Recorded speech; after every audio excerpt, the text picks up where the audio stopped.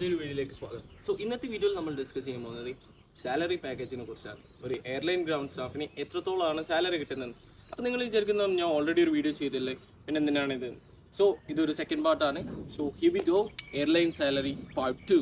ഞാൻ ഇതിന് മുന്നേ ഇട്ട വീഡിയോയിൽ ഞാൻ കറക്റ്റായിട്ട് പറഞ്ഞിട്ടുണ്ടായിരുന്നു എയർലൈൻ ഗ്രൗണ്ട് സ്റ്റാഫ്. നിങ്ങൾ നോട്ട് ചെയ്യണം, എയർലൈൻ ഗ്രൗണ്ട് സ്റ്റാഫ്.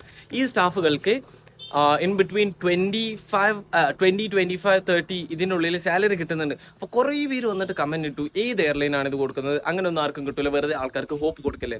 അങ്ങനെയുള്ള ആൾക്കാർക്കുള്ള ഒരു മറുപടി എന്നുള്ള നിലക്കാണ് ഞാനിത് പറയുന്നത്. ഞാൻ അതിൽ എസ്പെഷ്യലി ഞാൻ പറഞ്ഞിട്ടുണ്ടായിരുന്നു എയർലൈൻ സ്റ്റാഫുകൾക്ക്, ഡയറക്റ്റ് എയർലൈൻ സ്റ്റാഫുകൾക്ക് ഇത്രത്തോളമാണ് സാലറി എന്ന്.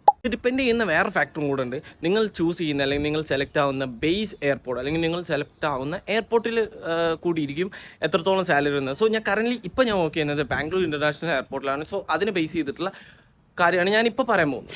ഈ കമൻറ്റ് ഇടുന്നവരെ ഞാൻ കുറ്റപ്പെടുത്തുകയല്ല, പക്ഷേ ഇങ്ങനെ കുറേ പേര് ഡൗട്ട് ഉണ്ടായിട്ടും ചോദിക്കുകയാണെങ്കിൽ ഏതൊരു എയർലൈനാണ് ഇത്രത്തോളം കൊടുക്കുന്നത്, അല്ലെങ്കിൽ ഇതിനെ പറ്റി അറിയാത്തവരാണ് സാലറി 15K അല്ലെങ്കിൽ 8K ഒക്കെ കിട്ടുള്ളൂ. 8,000 രൂപയ്ക്കൊക്കെ വേണ്ടിയിട്ട് ആരിങ്ങനെ വർക്ക് ചെയ്യാനാണ്? വർക്ക് ചെയ്യുന്നവരുണ്ടാവും, എല്ലാം നല്ല ഞാൻ കുറ്റപ്പെടുത്തല്ല. ബട്ട് സ്റ്റിൽ നമുക്ക് നമ്മളേതായിട്ടുള്ള ആവശ്യങ്ങളുണ്ടാവില്ല. നിങ്ങളൊരു എയർലൈനിൽ വർക്ക് ചെയ്യുകയാണെന്നുണ്ടെങ്കിൽ നിങ്ങൾക്ക് എന്തായാലും ഞാൻ മുന്നത്തെ വീഡിയോയിൽ പറഞ്ഞ പോലെ തന്നെ ഇൻ ബിറ്റ്വീൻ 20-25-30K, അതായത് 20,000, 25,000 അല്ലെങ്കിൽ 30,000 ഇതിനുള്ളിൽ ഒരു ഫ്രഷറിന് എന്തായാലും സാലറി കിട്ടുന്നുണ്ട്. പറഞ്ഞ പോലെ തന്നെ അത് നിങ്ങൾ സെലക്ട് ആവുന്ന ബേസ് അല്ലെങ്കിൽ നിങ്ങൾ സെലക്ട് ആവുന്ന എയർപോർട്ടിനെ ഡിപ്പെൻഡ് ചെയ്തിട്ടിരിക്കും.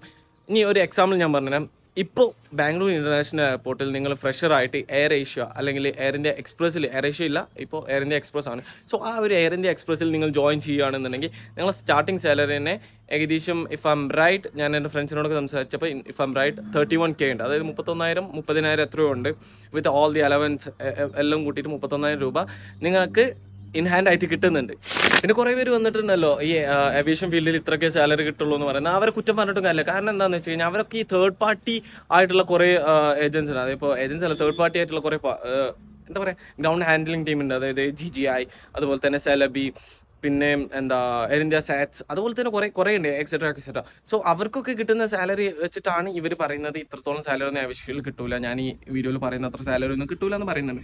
പക്ഷേ ആക്ച്വലി കിട്ടുന്നുണ്ട്. പക്ഷേ അതിൻ്റെ ഒരു ക്രൈറ്റീരിയ എന്താണെന്ന് വെച്ച് കഴിഞ്ഞാൽ നിങ്ങൾ ഡയറക്റ്റ് എയർലൈൻ സ്റ്റാഫാണോ, ഡെഫിനറ്റ്ലി നിങ്ങൾക്ക് ഞാൻ പറഞ്ഞ അത്രത്തോളം സാലറി നിങ്ങൾക്ക് കിട്ടുന്നതാണ്.